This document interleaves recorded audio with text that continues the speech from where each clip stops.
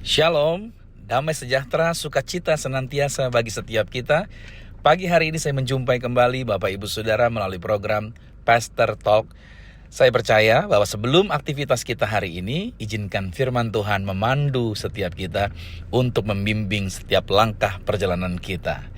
Dan hari ini, yaitu firman Tuhan terambil di dalam Yohanes pada pasal 19, pada ayat yang ke-11 dikatakan seperti ini. Yesus menjawab, "Engkau tidak mempunyai kuasa apapun terhadap aku, jikalau kuasa itu tidak diberikan kepadamu dari atas. Sebab itu, dia yang menyerahkan aku kepadamu lebih besar dosanya." Nah, saudara yang kasih Tuhan, hari ini kita merenungkan kebenaran yang agung dari firman Tuhan ini. Bahwa Yesus pada saat itu sedang berhadapan dengan Pilatus, seorang penguasa Romawi. Dan Pilatus merasa dia memiliki kuasa untuk membebaskan atau sebaliknya menyalibkan Yesus.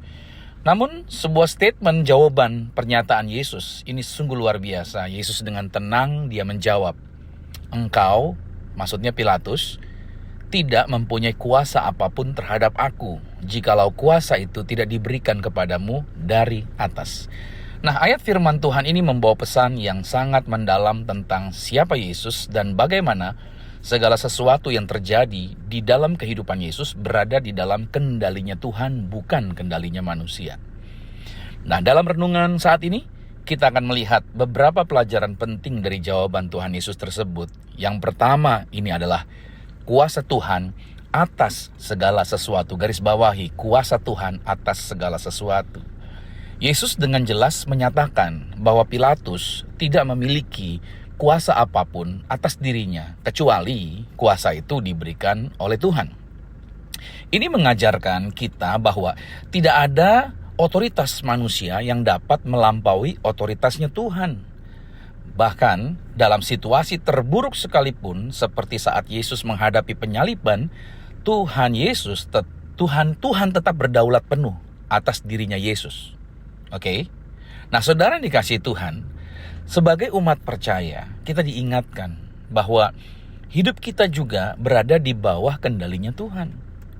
Maka apapun yang terjadi dalam hidup kita, entah itu ujian ataupun tantangan, semuanya tetap berada dalam otoritas Tuhan yang sempurna.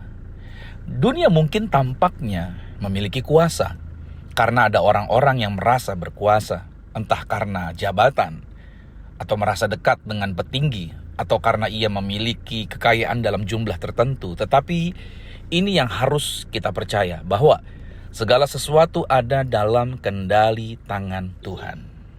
Yang kedua, saudara, Yesus berkuasa atas nasibnya sendiri. Nah, Yesus tidak dihadapkan pada situasi ini itu tanpa kehendaknya sendiri.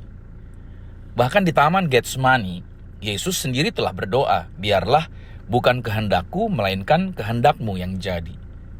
Nah, juga di dalam Injil Yohanes pada pasal 10 pada ayat yang ke-18, Yesus telah berkata, "Tidak ada seorang pun yang mengambil nyawaku daripadaku, melainkan aku memberikannya menurut kehendakku sendiri." Ini menunjukkan bahwa Yesus secara sukarela menjalani jalan salib demi keselamatan kita. Yesus tidak terseret oleh kekuatan manusia atau peristiwa yang tidak terkendali. Sebaliknya, Yesus memilih untuk menyerahkan dirinya demi kita.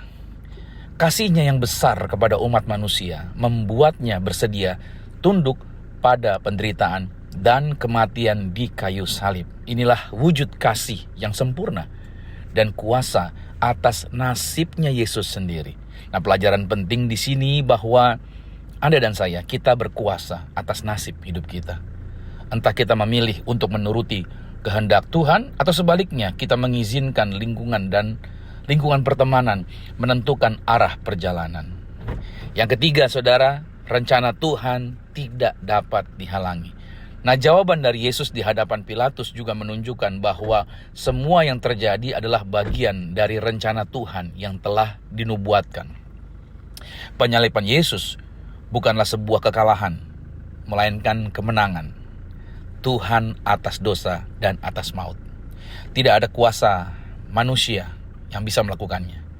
Bahkan kuasa politik terbesar sekalipun yang dapat menghalangi rencana Tuhan, itu tidak bisa menang atas rencana Tuhan. Bahkan untuk Tuhan menyelamatkan dunia melalui pengorbanan Yesus Kristus. Nah, kita seringkali merasa putus asa saat menghadapi situasi sulit. Tetapi melalui ayat ini kita diajak untuk percaya bahwa rencana Tuhan tetap akan terwujud. Saudara, kita mungkin tidak mengerti jalannya, jalan-jalannya Tuhan. Tetapi kita tahu bahwa rencana-rencana Tuhan adalah sempurna dan selalu untuk kebaikan kita. Saya simpulkan, Yohanes 19 ayat 11 mengingatkan kita akan kebesaran kuasa Tuhan di atas segala sesuatu. Tidak ada seorang pun, bahkan Pilatus, yang memiliki kuasa pada saat itu pun tidak dapat berkuasa atau tidak berotoritas atas Yesus tanpa izin dari Tuhan. Dalam hidup kita pun, segala sesuatu ada dalam kendali Tuhan. Yesus rela menyerahkan dirinya bukan karena dipaksa, tetapi karena kasih-Nya kepada kita. Marilah kita dengan keyakinan bahwa Tuhan berkuasa atas segala sesuatu dalam hidup kita. Tidak ada satupun hal yang bisa terjadi di luar rencana dan izinnya Tuhan. Biarlah kita terus mempercayakan hidup kita kepadanya, karena Dialah Tuhan yang berdaulat penuh atas kehidupan kita. Katakan amin. Saudara diberkati, silakan saudara boleh share, dan saudara juga boleh pasang lonceng Anda di YouTube, agar setiap kali ada video baru, saudara akan mendapatkan notifikasi untuk saudara bisa mengikuti setiap harinya. Tuhan Yesus Kristus memberkati setiap kita. Amin.